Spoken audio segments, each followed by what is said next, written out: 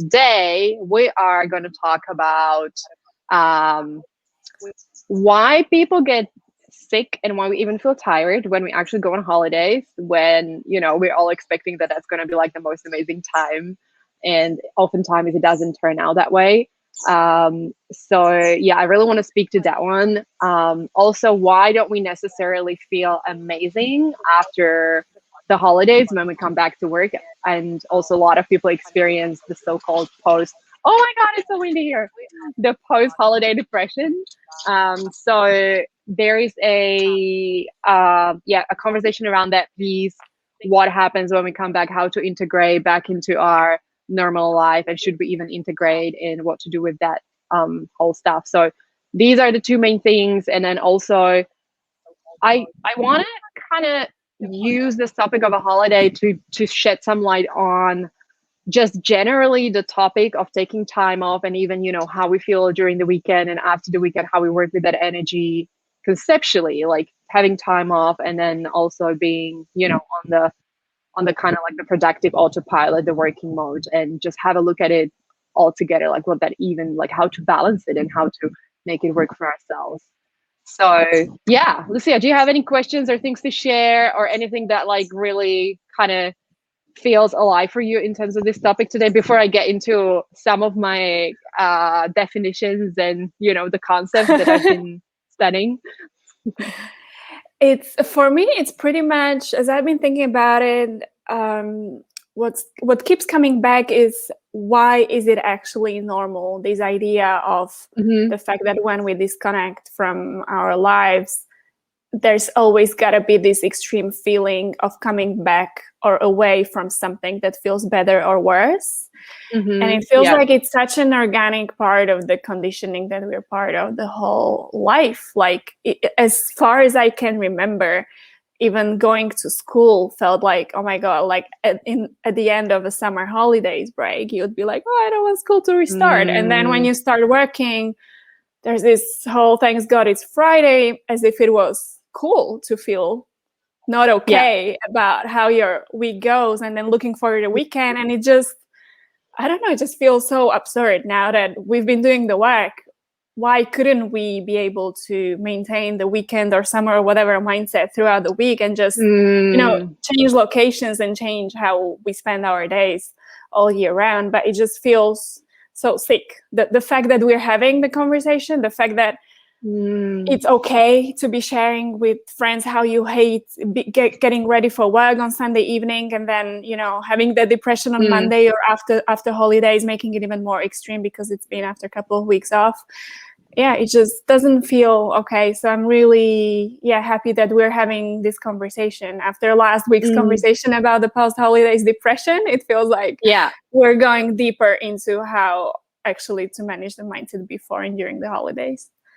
Yeah, it's an interesting one for sure. And thanks for sharing your experience. I can totally relate, like even as a young child as well. So that's where I want to start exactly, that conditioning, it's so relevant. And just to want to say shout out to anyone who's watching. If you guys are watching, feel free to pop any questions or just let us know that you're here. We always love seeing you here.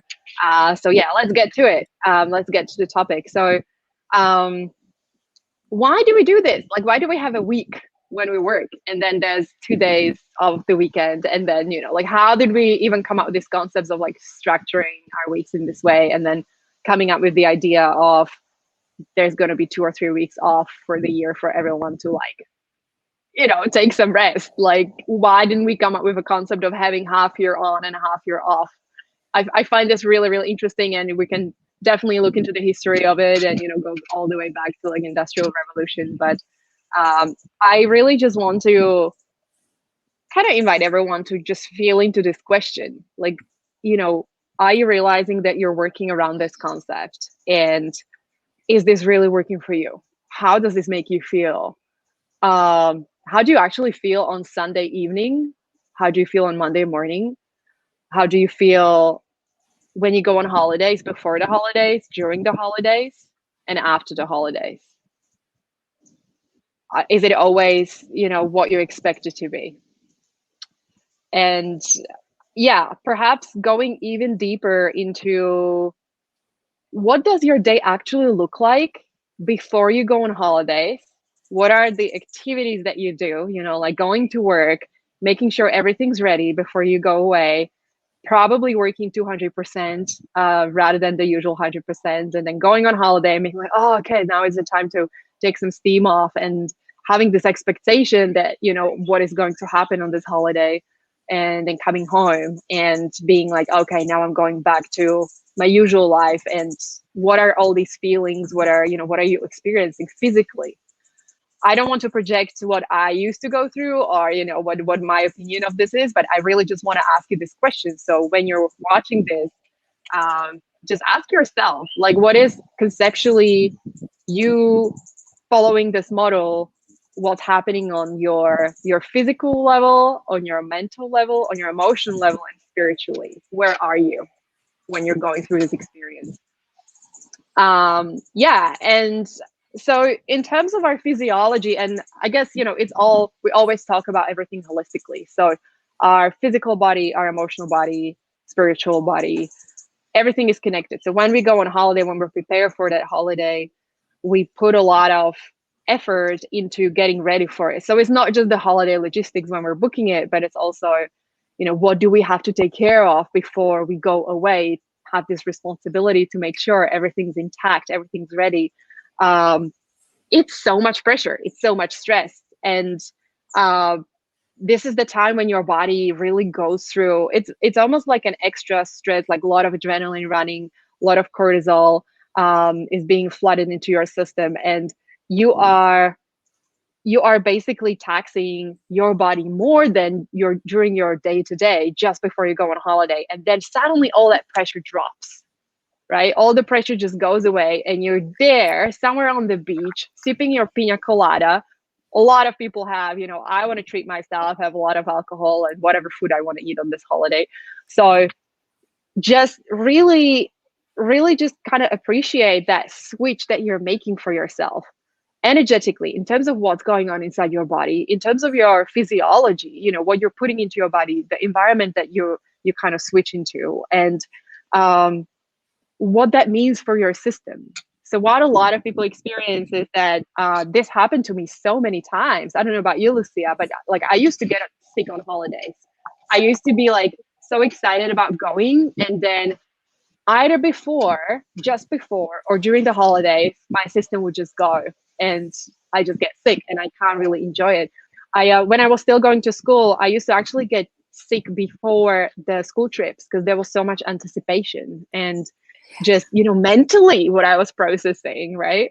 So I don't know, what's your experience with this? Have It's you been ever noticed? I had these flashes of if you're, especially at the university, between the trimesters, as we studied in London and then going home for Easter break or for Christmas break, I spent the old couple of weeks in bed just because I could finally give myself a permission to switch off and recharge. And admit, all the stress that we've been running through when we're, under the pressure of the exams. And then the same for holidays during the work life. It's just scary when you look at it, backwards, because you realize how it's not sustainable, how you couldn't be able to go on like this for several years. So, yeah. It's kind of sweet when you say that I'm so excited to go on a school trip and that's why I'm sick for a couple of days. But then if it becomes a pattern throughout your whole professional and school life, then it's scary. For sure. Yeah. It's just, I think that we don't need to overcomplicate it or overthinking. It's just really understanding that there is so much going on in your body before you go on holiday, when you go on holiday, and after the holiday, especially mentally. The stress levels and what's going on, your mental state completely directs everything else in your body. Like 90% of your body is just based on what you're processing mentally. So, the pressures that you're feeling, and even when you come back from holidays and you're feeling disappointed, or if you get to the holidays and you don't like your accommodation, and there's been such buildup and expectation, like how you want the room to look like, and it's all that stuff. Like you put so much effort into working so hard. There's these 2 weeks of holidays, and then you go on there and it's not exactly what you wanted it to be. Really just question why, the pressures that there are, the expectations, why is it this way? What's really, how can you how can you make this experience work for you better to serve you actually better? So I really just wanted to like bring light to all of this. And Johan, who's here watching us at the moment, I think he said something really interesting. He says that he sees a lot of people who are unable to disconnect during work, during holidays. So connecting to their phones and like checking work emails, even join meetings during holidays. So Oh my God, yeah. yeah. So he's saying that it might be like fear of missing out, but I think the direction is wrong. Yeah, I think that that's a really good point, and that's another thing that we should totally talk about, which is what is really holiday for you, and are we actually going there to rest? And this really, like, if you guys watched our earlier episodes about the flow, which is just a very simple like a framework around how to be most productive, it's very clear that there are different stages of our energy flow, and it's very important to have that recovery and recharge period. And that means going offline, that means not talking to anyone, that means just like having pure resting period, recovery, bliss, pleasure, whatever it is to you that recharges you. So Yeah. if you're going on holidays and you pretty much end up working remotely, but you call it holidays, what is that really doing to your life, and how are you feeling afterwards? Are you really feeling rested? Because to me, the biggest benefit and opportunity of holidays is going there to experience an upgrade of yourself, to really connect back with who you are at that given day and time, space and time that you have become, and allow yourself to get all the distractions away, all the responsibilities away, check in with yourself, get new perspectives, be in a new place, and really connect with you. So if you don't do that, if you continue, going on the same social media and talking to your coworkers, like, you're not really giving yourself that opportunity. At least that to me is, it's such a precious moment to go on holidays, whether you want to connect more with your partner or whoever that is. So yeah, Lucia, you look like you want to say something. Yeah. Sorry, go on, No, yeah. you know what? I've been thinking how it's so linked to the whole mindfulness idea of like really appreciating the moment, because oftentimes we ruin the start. We ruin the excitement before the holidays because of the worries on the holidays, and then the possibility of holidays because of the worries about what's going to come afterwards. It's this Johan's comment, which reminded me of how I would always stay online and checking my emails still a couple of years ago when I was on holidays, simply because of, not so much because of that sense of not being replaceable, but rather because of almost like a survival mechanism of being worried of how only would I handle it if I go back to holidays, and finding hundreds of emails in that inbox and nobody ever giving us or ourselves, creating for ourselves, obviously, the space to land and transition smoothly into the normal work life, right? We would normally come back and then start with meetings in the morning, assuming that you're all on track and your inbox has been cleaned, I don't know when, in the meantime. So there's all these pressures where all these time zones and geographical zones keep on overlapping, and you never end up really being in the energy space that momentum would deserve and creates opportunity for.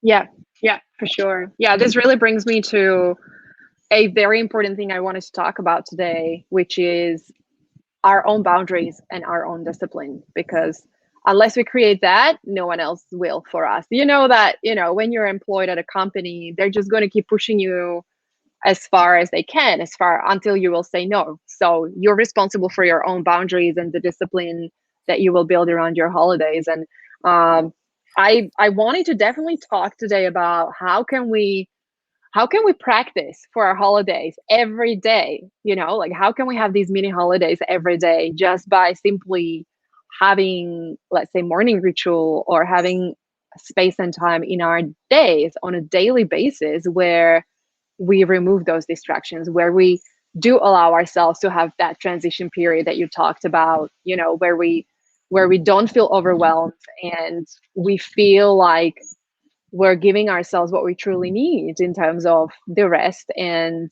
recharging, and that we enter the space of madness with clarity and harmony and peace, and we really show up as if we just got back from holidays, like not really letting anything to disturb us, because it's not really the stress from the outside that's getting to us. It's the stress that we're creating inside. It's the destruction of our own mind. It's our mental state that is pushing us. That's the only reason why people, even when you're talking about FOMO, Johan, it's like you're creating that for yourself, because your colleagues probably don't give shit. They're happy that you're on holidays, and they're like, oh my God, just go all the way and have fun. And you're like, oh no, I want to be responsible. I want to keep in touch, and I don't want my business to collapse and stuff like that. It's lots of these things that come with, well, do you actually trust your team?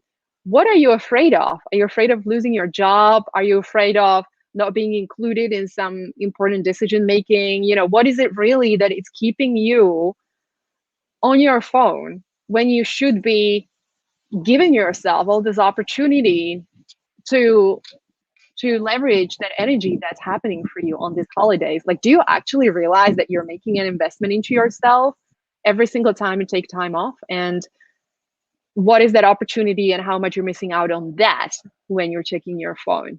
Like, you're kind of like putting these things in parallel. So yeah, I guess that is my maybe question. Like, how can we bring the spirit of holidays into day to day and practice the boundary setting and really get in tune with the energy of holidays, and practice it every day, and be able to navigate that in our bodies too, so that we also mitigate all those pressures and things that we talked about, like before you go on holidays and what happens with your body, how it kind of gets into these peaks and lows and stuff like that. Because if you do this on a daily basis and you have this discipline, then you're not going to be experiencing this completely headless panic and pressure before you go on holidays. You're going to have your center point every single day. You're going to get back to your grounded place and feel like, I know where I'm at. I'm all good. This is my mini holiday. And, I don't have to panic about this. This is under control. Yeah. I don't know, Lucia, you tell me, is this utopia? Because like, that's what I think I would totally do today, but I don't live that usual lifestyle anymore. So Yeah. this is where there's an opportunity for us to kind of swap these. And how does that feel, being employed and like, and I've been thinking that the ideal really utopia, hopefully not, would be having a completely redefined concept of when do you actually need to go on holidays and why do you, as you've mentioned at the beginning. Because like for now, we would often hear people like, I'm so tired, I need to go on holidays, and can't wait to put that out of office message on and whatever, and then celebrating.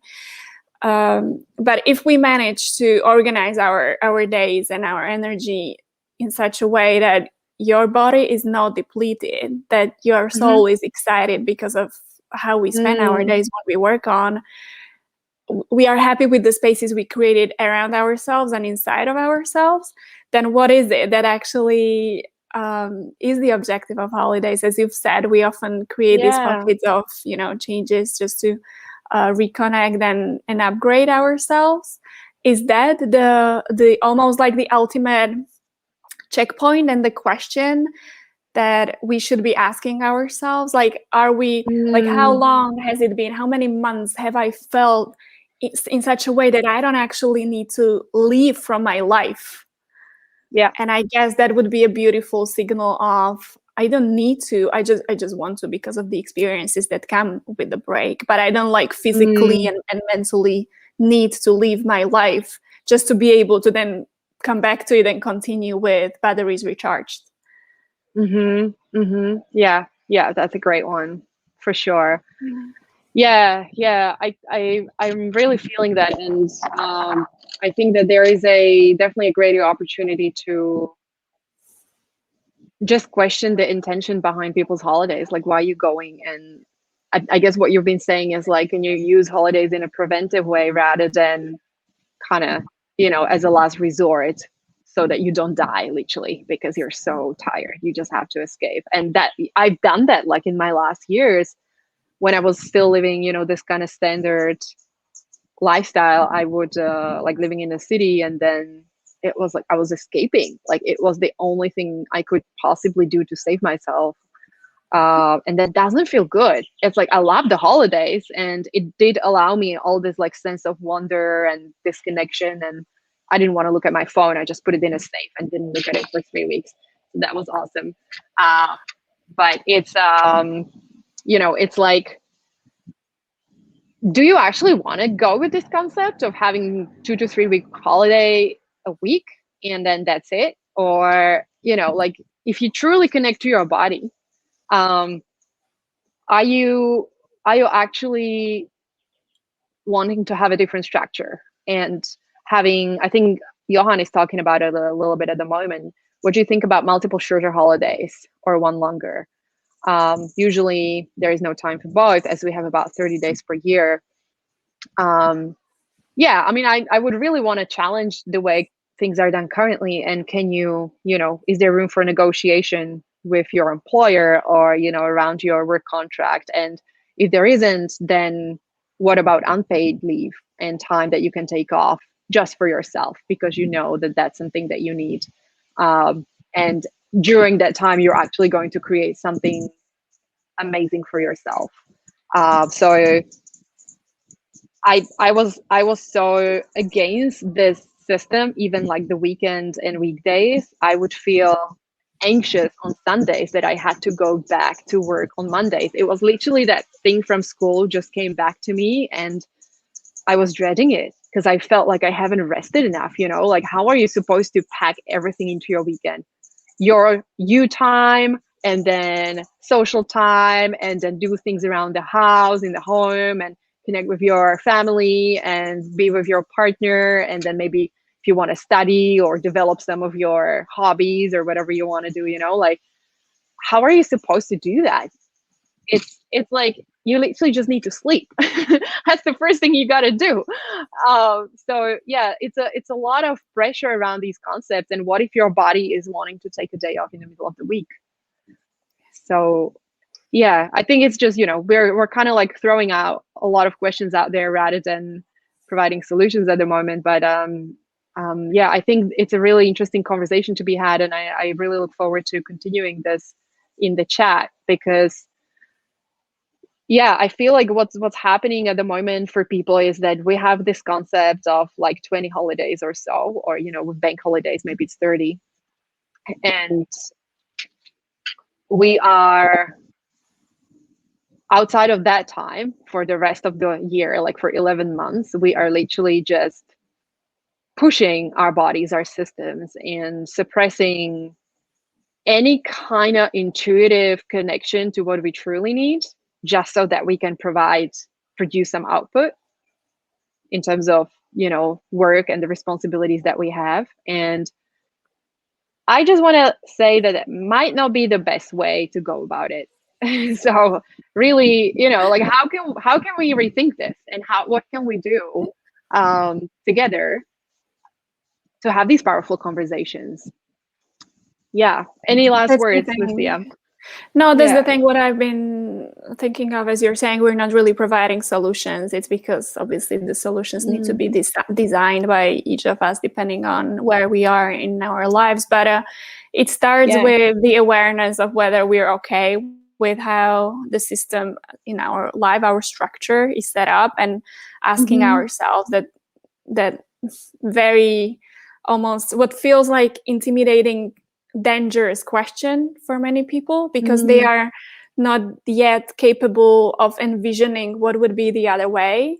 And so it feels like you would only swing from one extreme when your life looks successful, you earn money, you've got that social status, and the only other extreme is abandoning that and having that beach life or whatever the holiday mode would feel like for them from that space that they're at for the moment. So I think that's just I guess, the invitation from us for today, just to rethink Mm-hmm. whether there could be another way. And we see so many people around us renegotiating their work setup and moving more to, I don't know, 4-day weeks or whatever is the design that you desire for yourself. And maybe creating, maybe it starts with creating an opening for that new vision of if what would the conversation look like next summer for us.